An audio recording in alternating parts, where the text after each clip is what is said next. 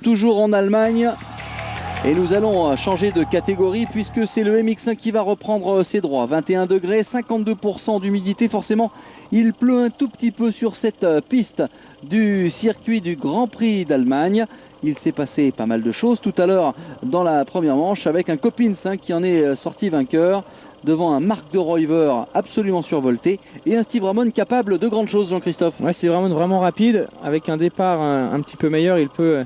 pourquoi pas espérer se rapprocher de Josh Coppins. Des bons points pour De Dyker, pour Philippe Hertz 5e, Kevin Strijbos 6e, mais jamais vraiment dans le rythme pour espérer se rapprocher du podium. A noter la belle 9e place de Max Nagel qui était longtemps 3e, qui a calé et qui est reparti en revanche des difficultés pour Sébastien Pourcel, pourtant bien placé entre les deux officiels Suzuki. Derrière la grille, Sébastien 16e de la première manche, donc il nous doit une revanche. Même chose pour un garçon comme Tanel Lehoc, 13e, comme Jonathan Barragan, 14e. Des outsiders en grande difficulté aujourd'hui. Et un départ toujours aussi primordial, on l'a vu, car il n'y a pas tant d'opportunités que cela pour dépasser sur ce circuit allemand assez rapide aujourd'hui, avec pas mal d'ornières. Ken De Dyker. Cet homme, hein. Ken De Dyker, on l'a vu puissamment revenir tout à l'heure. C'est une montagne de muscles. C'est peut-être un des derniers grands bûcherons du motocross. Ouais, c'est vrai qu'on on va dire qu'on en a encore vraiment deux grands. Il y a Ken De Dyker et je pense qu'on peut mettre quasiment sur la même ligne Tanel Lehoc, qui est pas mal non plus dans son genre. C'est vrai que ça bûcheronne pas mal de ce côté-là. Attention à cet homme, il a un défi à relever. Tout à l'heure, ça s'est pas du tout passé comme il le souhaitait. Il est capable de grandes choses. Super concentré, hein, derrière la grille. Kevin Strijbos, 2e du provisoire, qui compte 46 points de retard sur Josh Coppins avant le départ de cette manche. Mais on l'a dit et répété aujourd'hui, et Coppins, De Reuver ont vraiment fait quasiment le plus dur du boulot avec cette shot quand on est placé à l'intérieur ici à Tuchenthal avec ce premier virage à droite là qui plonge dans la descente. On va voir si pourquoi pas Mike Brown réussit à surgir comme d'habitude. Il était bien parti tout à l'heure, mais il n'avait pas quand même pu signer le all shot. 15 secondes. Coppins, De Reuver, De Dyker, les deux Suzuki, Sébastien Pourcel. Seb qui doit également réussir son départ. Ça semble pas mal parti pour Sébastien Pourcel. Je pense que Sébastien Pourcel va virer aux alentours de la 3-4e place, Pierre-Yves. Et regardez encore. Ah non, il s'est fait serrer là-bas. C'est Mike Brown. C'est Mike Brown une nouvelle fois, mais vraiment c'est un génie du all shot. Il n'y a rien à... C'est incroyable. Ah oui, c'est fabuleux. Le pourcentage de réussite au départ, même lorsqu'il est placé en 15e place. Si se jouait que là-dessus, il serait champion du monde. Hein. C'est vraiment énorme. C'est ce que j'expliquais la semaine dernière. Dommage pour lui que ce n'est pas comme aux États-Unis où le all shot est récompensé de 1500 ou 2000 $. C'est peut-être ça qui le motive. On l'a pas informé en fait. Voilà, on pense qu'à chaque fois son compte est nourri en dollars et autres euros, mais non. Allez, Mike Brown, Coppins, De Reuver derrière. Encore du bon Max Nagel et puis Seb Pourcel nettement mieux parti et qui occupe la 5e place. Petit coup d'œil de Mike Brown est dans la descente. Coppins qui saute 2 mètres plus loin pour déborder l'Américain avant même la fin du premier tour. Et Coppins déjà en tête. Le scénario se reproduit. De Reuver bien parti. Encore David Philippe Hertz dans le paquet de tête. Mais quelle autorité quand même hein, de Josh Coppins qui a atteint sa maturité absolue. Alors que Sébastien Pourcel a, semble-t-il, perdu un peu de terrain. Alors on va surveiller bien sûr la remontée du Français. Et pour l'instant, prise de pouvoir du leader de ce championnat du monde, MX1, autoritaire. Et est en train de nous faire la même, la Everts réplica. Et regardez l'allonge du saut. Il n'a même pas besoin de prendre des risques pareils pour faire ça. Hein. Et pourtant, il le fait. Et il a voulu se débarrasser tout de suite de ce diable de pilote américain qui s'offre un petit baroud d'honneur hein, pour l'instant, Mike Brown. Et Mike Brown il est souvent un peu mieux dans les deuxièmes manches. Alors va-t-il tenir plus longtemps? Ça avait été le cas la semaine dernière en Italie. De Reuver est là, mis sous pression par Philippe Hertz, c'est Nagel hein, qui a perdu pas mal de terrain. Allez, Coppins, Brown, De Reuver, Nagel, Philippe Hertz, Pourcel, Crocard, Ramon. Emmanuel Prime en difficulté, semble-t-il, sur la TM. Le pilote belge. Il était 19e, le pilote belge, et il a pris un peu de banderole dans sa roue arrière. Forcément, ça marche beaucoup moins bien. Et Brown qui s'accroche et qui tente de prendre l'aspiration de Coppins. La vitesse de pointe, elle est quand même là chez Braun, qui arrive régulièrement à tenir, allez, on va dire presque 10 minutes parfois aux avant-postes, mais en revanche ensuite il craque complètement. Alors Philippe Hertz revenu en 4e position. De Rover est là, on a Steve Ramon, Sébastien Pourcel et Strybos 15e. Vraiment c'est un grand prix noir pour le pilote Suzuki. Pierre-Alexandre René en 13e position. Mackenzie qui est bien parti également sur la Kawa. Et Mike Braun, Coppins. Sébastien Pourcel est 8e devant Noble. Et Garleoc 10e. Strybos Barragan devant Pierre-Alexandre René. Puis Thomas Allier, tout comme Julien Vanny sont dans les points actuellement. Et Steve Ramon, comme en première manche, qui monte légèrement en pression. Il est derrière David Philippe Hertz. Ah ouais, il attaque et puis surtout là, ce qui est intéressant c'est qu'il attaque beaucoup plus tôt que tout à l'heure. On est juste dans la fin du 2e tour maintenant. Ramon pourrait jouer peut-être un sacré rôle dans cette manche, car on a du mal à imaginer que Mike Braun puisse tenir le reste de la manche à ce niveau-là, à moins d'une surprise, d'un miracle, que dis-je. On espère toutes les semaines. Regardez l'attaque. Toutes les semaines pour Mike Braun, mais jusqu'à présent ça ne s'est pas encore produit. Allez, Steve Ramon. Il faut surveiller Ramon, il est survolté. Steve Ramon face à Philippe Hertz, la trace extérieure là-bas. Il va le déposer, vous allez voir, il a vraiment beaucoup plus de vitesse. Et De Rover bien parti aussi pour aller chercher enfin un podium au général. Ouais, ce serait pas mal d'aller chercher peut-être pourquoi pas un doublé. Une nouvelle fois.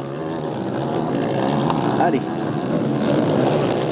C'est Ramon qui est clairement plus rapide, c'est sûr, que son coéquipier aujourd'hui. Nous sommes avec Billy Mackenzie, Sébastien Pourcel, et puis derrière il y a à nouveau un Gordon Crockard et puis James Noble.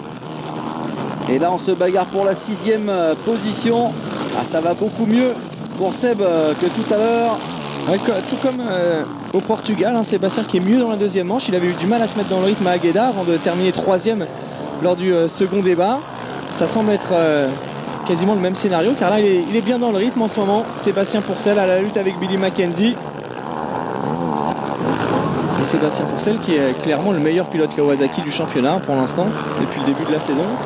Il ne dispose pas de la moto d'usine de Mackenzie et de Tanel Lehoc, mais il devance à chaque fois les deux pilotes de chez Yann de Groot. Derrière, l'attaque se met en place pour Strybos, peut-être dans le sable. Oh, attention à Kevin Strybos sur les talons de James Noble. James Noble qui enchaîne également les belles performances depuis le début de cette saison.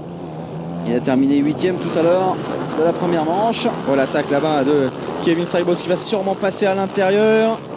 Ouais. C'était limite. C'était limite. Pourtant il avait bien préparé son coup. Et Braun qui tient le coup. Mike Braun toujours en seconde position. Derrière, l'attaque de Strybos. Cette fois-ci c'est peut-être la bonne. C'est fait sur James Noble. Allez, Strybos qui a pris l'intérieur, qui monte très très fort là-haut dans l'ornière et qui relance la Suzuki. Allez, les petits tricolores derrière. René 13e, Thomas Allier 15e, Julien Vanny 18e. Il faut tenir le coup. Rappelez-vous quand même que Thomas Allier avait réussi une place de 6e au Portugal. Il a donc les moyens de rentrer dans le top 10. Même chose pour Pierre-Alexandre René. Allez les petits, c'est pour celle 7e. Et pour l'instant tout le monde tourne aux alentours de 2-11, 2-10. 2-11, 2-10. Strybos qui se fait de plus en plus pressant maintenant sur la Honda numéro 13 d'un Gordon Crockard qui retrouve des couleurs depuis quelques semaines maintenant. Ah, il fait belle figure en tout cas sur ce Grand Prix d'Allemagne.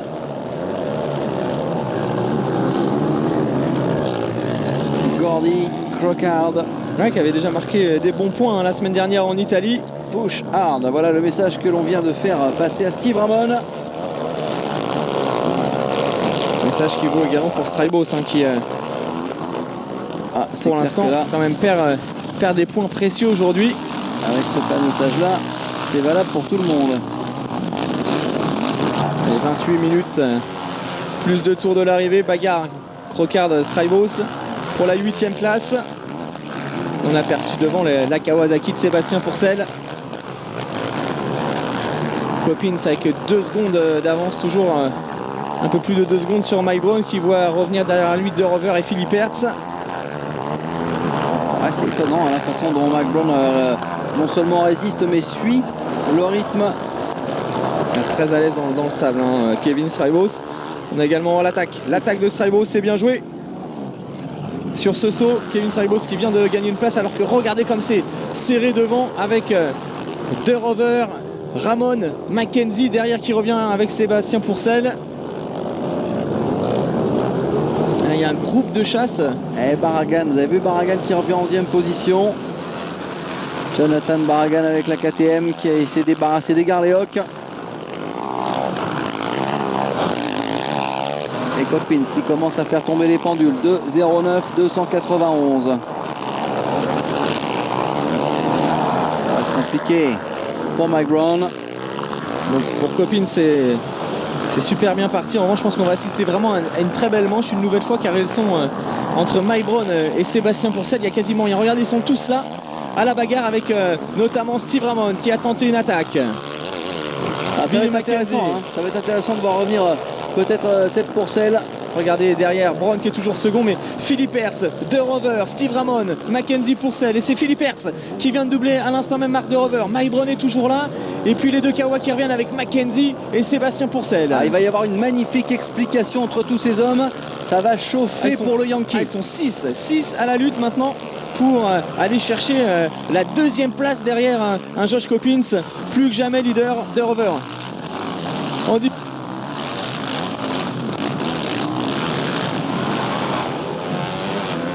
Brown, De Rover, Philippe Hertz.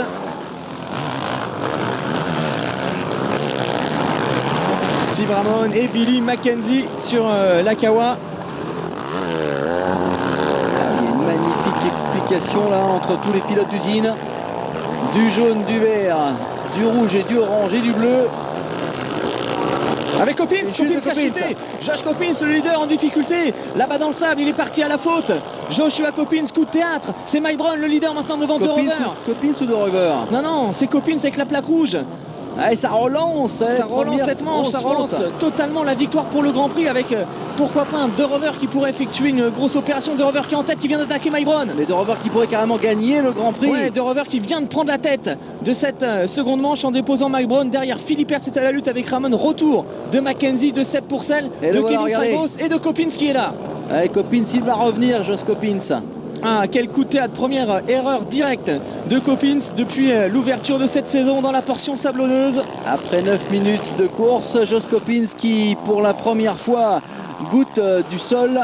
Coppins qui avait annoncé hier déjà qu'il n'appréciait pas trop cette portion sablonneuse, qu'il trouvait difficile. Eh bien, elle lui a bien rendu cette remarque, la portion sablonneuse, en l'emmenant directement au sol. Alors, il faut vite revenir sur la tête de la course maintenant avec De Rover qui mène la danse, mais derrière Mike Brown, Philippe Hertz, Ramon, Mackenzie, Pourcel ne sont pas très loin du tout.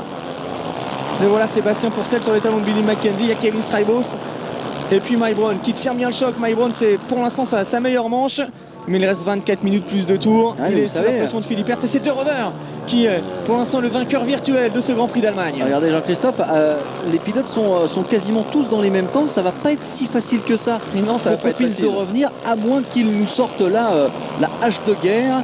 Ça va être d'ailleurs très intéressant. Regardez, c'est simple, ils sont 8 quasiment roue dans roue. Avec toujours ce Steve Ramon sur la Suzuki officielle. Billy Mackenzie derrière qui fait du bon boulot. Et Mike Brown qui tient bien le choc. Du coup, c'est vrai qu'il n'y a pas non plus 350 000 possibilités de dépassement sur ce circuit. Alors Mike Brown, il a peut-être un gros coup à jouer, mais derrière quand même, il y a une brochette de furieux. Philippe Hertz, Ramon, Mackenzie, Pourcel, Strybos et Coppins maintenant. C'est vrai que Brown a été vraiment bien aidé par son départ en tête. Pour une fois, bien, ça lui réussit bien. Et Brown, pour l'instant, il fait le jeu de Rover, car Marc De Rover creuse un peu l'écart et Mike Brown ralentit le retour de David Philippe Hertz et de Steve Ramon. Il contient tout le monde, ça c'est clair. Et ça fait plaisir de retrouver un Sébastien Pourcel à son meilleur niveau dans cette seconde manche à la lutte pour une belle place. Il y a un peu du monde au balcon quand même là. Hein.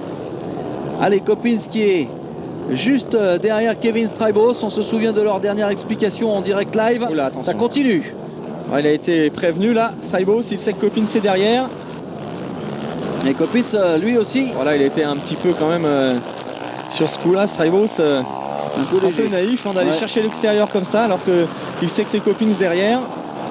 C'est limite faute professionnelle sur ce coup-là. Ça sent la lettre à la compta. C'est vrai que c'est étonnant parce que il manque de se faire doubler par Coppins dans le virage d'avant. Il sait très bien que c'est Coppins derrière, il va chercher l'extérieur comme ça. Il va réagir Kevin Strijbos. On va voir s'il a les possibilités de réagir comme il avait su faire au Portugal. Mais c'est vrai qu'il a vraiment ouvert la porte. Hein. C'était excès de confiance absolue. Là, il a ouvert la porte, il l'a attendu, il lui a offert un petit cocktail, des cacahuètes et le collier barre et hop. Voilà un peu de tout. C'est étonnant de la part de Strijbos. Faut répliquer. Allez, Coppins qui a bien profité de ce sale coup. Coppins maintenant il est sur les talons des deux pilotes Kawa, Mackenzie et Sébastien Pourcel. Et Pourcel qui bute lui aussi. On a l'impression que Sébastien il bute. Ça y est, ça passe peut-être pour Sébastien Pourcel qui attaque et qui vient de prendre le meilleur sur Mackenzie.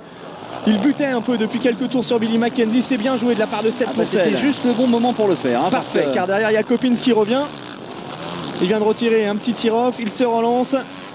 Et Sébastien Pourcel qui vient de passer en 5e position dans cette seconde manche à la lutte avec tous les meilleurs pilotes du MX1. Il ne fait pas de complexe, il se rattrape bien après sa première manche décevante de tout à l'heure. Et pendant ce temps-là, Marc De Ruyver en a profité pour claquer un 2.09 500 en 774. Ouais, Mike Brown toujours. Et qui résiste toujours à Steve Ramon. Et Ramon qui remet des louches et qui reprend l'intérieur. Philippe Hertz est passé, Ramon est passé, mais attention, petite faute de Steve Ramon qui est désormais 3e. On a Mike Brown 4e et Sébastien Pourcel en 5e position. Du très très bon Ramon aujourd'hui, je dois le dire. Ouais, de l'excellent Ramon, du bon Philippe Hertz. Et puis surtout du Marc De Rover, peut-être en passe de remporter le premier Grand Prix MX1 de sa carrière. Eh oui. Et maintenant ce serait bien que Seb Pourcel réussisse rapidement à déborder Mike Brown. Ouais. Il a l'habitude de doubler Mike Brown depuis le début du championnat. Il sait qu'il est plus rapide que l'américain. Ouais, d'autant que Coppins n'est pas la chute de Mike Brown qui n'en peut plus visiblement. Petite erreur à l'intérieur, la glissade. Sébastien Pourcel qui récupère la 4e place maintenant. Un Mike Brown qui est vraiment tombé comme un pauvre bonhomme. 13e place pour Pierre-Alexandre Renet devant Thomas Allier 14e et Vanny. Encore les 3 Français cette fois-ci dans les points. Strijbos qui n'a rien lâché derrière. Regardez cette pauvre chute de pauvre bonhomme. Oui, c'est vraiment une petite glissade. Je pense qu'il n'en peut plus. Il a beaucoup donné, c'est sûrement ça. Alors que Strijbos, on pensait qu'il allait réagir. Vous avez peut-être raison, Pierre-Yves, car il est toujours quand même bien calé derrière Joshua Coppins. Du changement, donc De Rover maintenant en tête devant Philippe Hertz, 3e place pour Ramon, la 4e pour Sébastien Pourcel. Et on retrouve ensuite ces deux hommes. C'est dommage pour Mike Brown. Moi j'ai beaucoup d'affection pour ce gars-là parce que je trouve que ce qu'il fait est quand même assez sympa et c'est mal récompensé. Coppins et Strijbos qui ont déposé Billy Mackenzie. Josh Coppins qui doit pointer maintenant à la 5e place de la manche.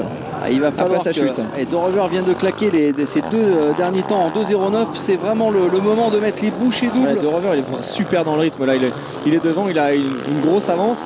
Mais le problème c'est qu'il s'appelle De Rover. Et oui, c'est le problème. On le connaît. Est dans le problème. Il est capable du meilleur comme du pire. Et parfois on se dit que c'est un garçon qui a le talent pour devenir champion du monde. Malheureusement, il chute beaucoup, il commet des fautes. Là, il a quand même un gros coup à jouer. Un très gros coup à jouer. Pour l'instant, il n'a pas commis la moindre faute. Il a terminé 2e tout à l'heure. Et puis, il a jeté un petit coup d'œil. Bien dans le rythme. Mais le circuit est quand même assez piégeux. Philippe Hertz 2e, Ramon et Sébastien Pourcel, comme c'était le cas la semaine dernière en Italie, à la lutte pour le podium dans cette seconde manche. Et Ramon lui aussi qui vient de tomber un temps en 2.099. On n'a pas 2.096 aussi pour Seb Pourcel. Et encore des illusions du côté de Tanel Lehoc, du côté de De Dijker. De Dijker est 18e, Lehoc seulement 16e. Max Nagel également en dehors du top 20. Et Steve Ramon à la poursuite maintenant de David Philippe Hertz. Et la pluie visiblement qui redouble. Alors que, me semble-t-il, le duo Coppins-Strijbos est légèrement décroché derrière Sébastien Pourcel. Techniquement c'est beau dans ses ornières, Philippe Hertz et Ramon qui ont pris quasiment la même trajectoire et qui ne sont pas si loin que ça de Marc De Rover. Et on sent que Ramon est capable d'être un peu plus rapide que le pilote italien. Ouais, Sébastien Pourcel qui revient derrière. Sébastien Pourcel qui réussit des très bons chronos en ce moment, attention à lui. car il est plus rapide que Philippe Hertz notamment. Il va falloir se méfier des glissades de l'avant, car on s'est moqué tout à l'heure de Brown, mais c'est peut-être ce qui lui a causé un petit souci, un peu trop d'eau sur l'angle, un manque de vigilance. Oh, un ATC au fond, excusez-moi. On a aperçu vraiment du bon boulot. Le voilà, Sébastien Pourcel, 4e en ce moment. Et surtout à la lutte avec Steve Ramon, avec Philippe Hertz. On a aperçu la YAM plaque rouge, la YAM du leader derrière du championnat du monde, Josh Coppins, qui est là également. Allez, menacé par Kevin Strijbos. Il reste environ 15 à 18 minutes de compétition, à quelque chose près. Et on l'avait. Cet homme-là va revenir. Ouais, il va revenir. Je doute qu'il aille chercher la victoire dans cette manche quand même. Ça tourne en 2-9 pour Coppins. Et à nouveau la pluie, hein. Là, une petite averse qui s'abat en ce moment sur Touch and Tal. 10 secondes de retard face à Mark de Rover pour le leader du championnat. Et Strijbos qui s'accroche aussi au rythme de Coppins. Sous l'observation de la maison Rinaldi. Carlo Rinaldi. De Rover 4 secondes 8 d'avance sur Philippe Hertz. Ramon à la poursuite de l'officiel KTM. Sébastien Pourcel peut-être bientôt menacé par ce duo Coppins-Strijbos. Billy Mackenzie 8e. Barragan qui revient légèrement en 9e position, mais encore un Grand Prix compliqué pour le deuxième pilote KTM officiel. René Allier 13e et 14e, roue dans roue pour marquer des bons points, alors que De Dijker est 17e derrière Tanel Lehoc. Et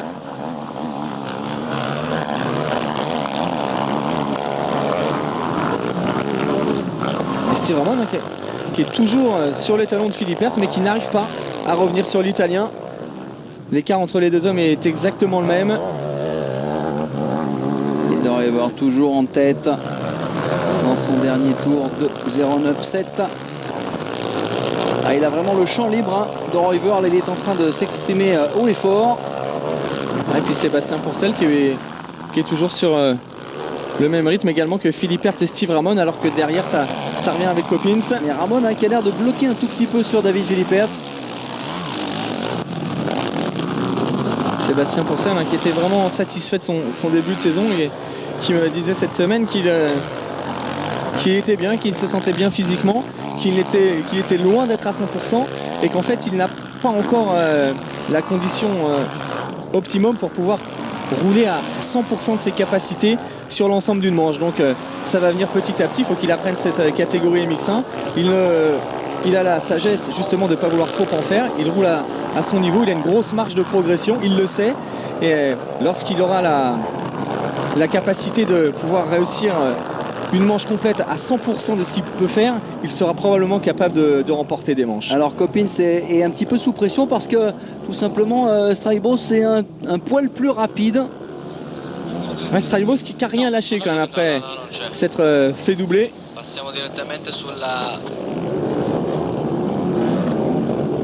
Voilà Kevin Strijbos. Et devant le trio qui n'arrive pas non plus à se départager, Philippe Hertz, Ramon Pourcel. C'est propre, hein, Coppins qui essaye d'enrouler, de trouver la belle vitesse pour revenir dans les roues de Seb Pourcel. Et pour l'instant, eh bien, il n'y parvient pas. Toujours 5e. De Dijker toujours en difficulté aux alentours de la 17e place seulement. Tanel Lehoc 15e. Mike Brown qui est reparti après son erreur au 12e rang. Et puis des nouvelles des petits Français avec Pierre-Alexandre René en 13e position. Thomas Allier 14e. Ça va bien.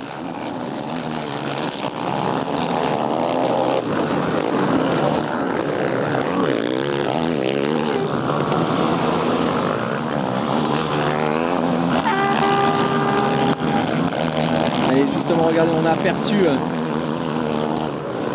plusieurs pilotes à la lutte pour les points. Il y a Max Nagel qui est dans le coup, en train de revenir. Voici Thomas Allier, le pilote Kawasaki CLS. Thomas Allier avec son numéro 18, encore bien parti pour marquer des bons points. Il est 14e, Thomas, c'est bien.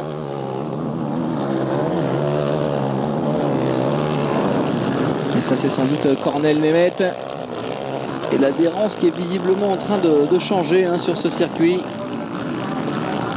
On aperçoit Des images de Julien Vanny également, le pilote Honda HDI, plaque numéro 32, ancien vainqueur du Grand Prix de France MX3 il y a quelques saisons. Et puis nous sommes avec l'Allemand Nagel, qui a un petit peu plus de mal que tout à l'heure.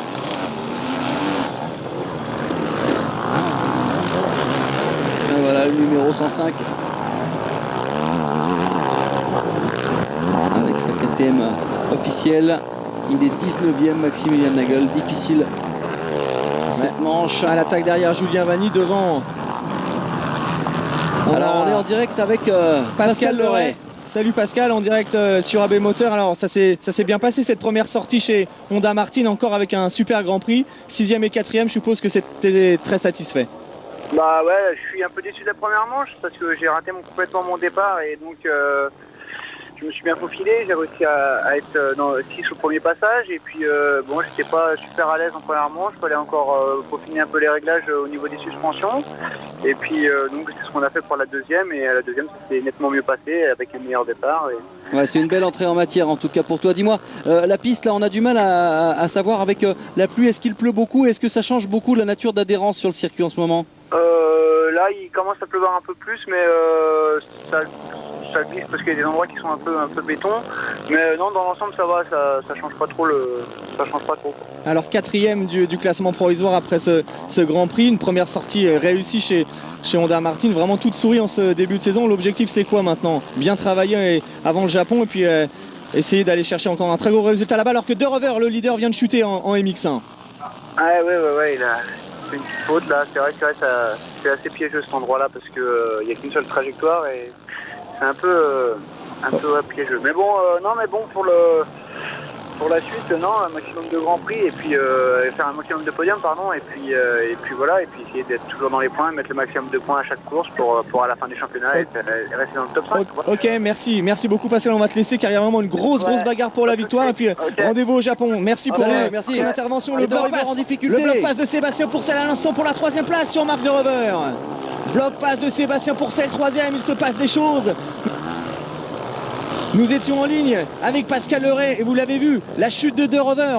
Entre temps, David Philippertz a pris les choses en main, mais Steve Ramon est derrière. Sébastien Pourcel qui vient de bloc passer. Marc De Rover, il se passe vraiment pas mal de choses. Encore une fois en MX1, une manche qui nous tient en haleine et qui va s'imposer? Peut-être Philippertz, mais Ramon est là. Et pourquoi pas la surprise Sébastien Pourcel alors que Coppins, Pierre-Yves Coppins est dans le coup également. Elle est hallucinante cette manche, Jean-Christophe. Et regardez, Marc De Rover qu'on croyait vainqueur facile, hein, il était loin devant et bien voilà la petite chute et il a perdu la main du guidon en fait, c'est assez incroyable.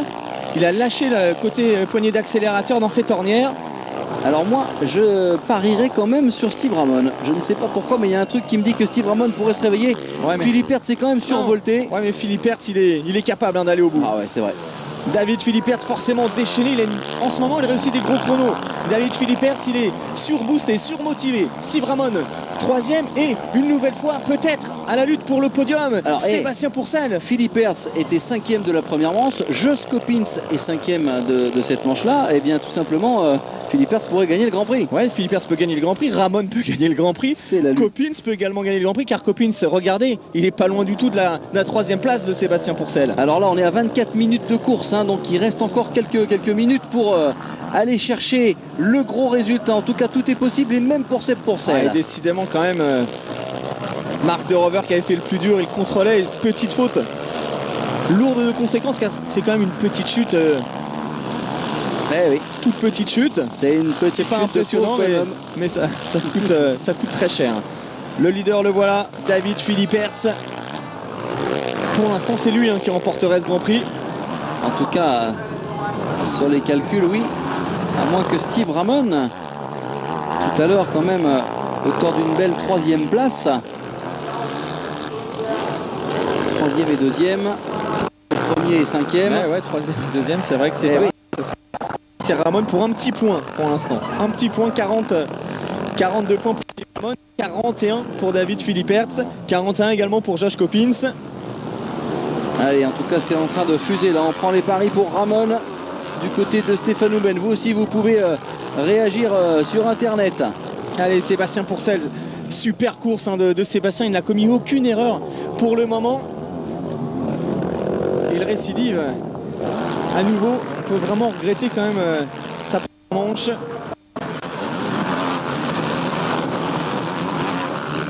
Alors derrière, du coup, De Rover est maintenant 7e devant Barragan.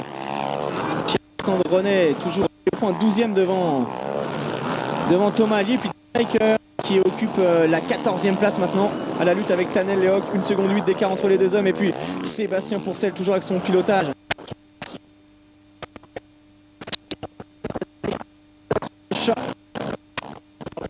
Un petit peu, effectivement, la piste, la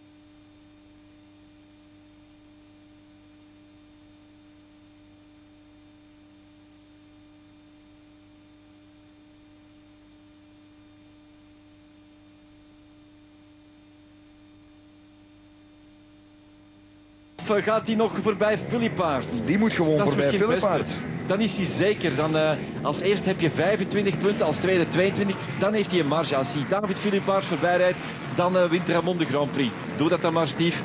Dan hoef je van de rest niks meer aan te trekken. Ja. Dan mag Pourcel nog voorbij rijden.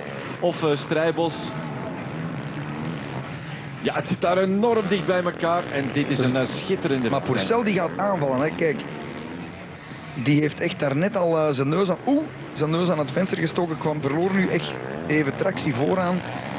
Voorlopig nog geen Coppins bij die 4, die blijft nog even weg.